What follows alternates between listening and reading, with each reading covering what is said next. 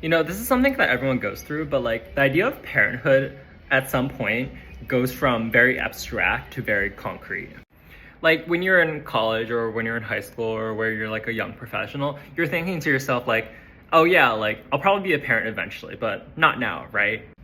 But sometime in your like late 20s, you have this like realization where it's just like, oh, it's not just like an abstract concept anymore. It's not like, oh, I'll be a parent eventually. Like at any point in your like late 20s, when you kind of like settle down and have some sort of stability, you're able to decide for yourself like, oh, do I want to be a parent right now? And that's just kind of like an insane thought to have.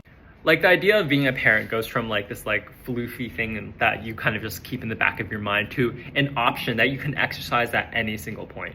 And it's like a thought that like everyone has like encountered at some point in their life, but it's crazy to think that like this is the time where it happens.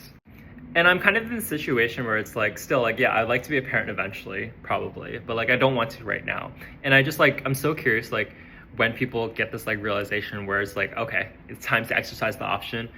We're getting out a kid. And I just like don't know what that feels like.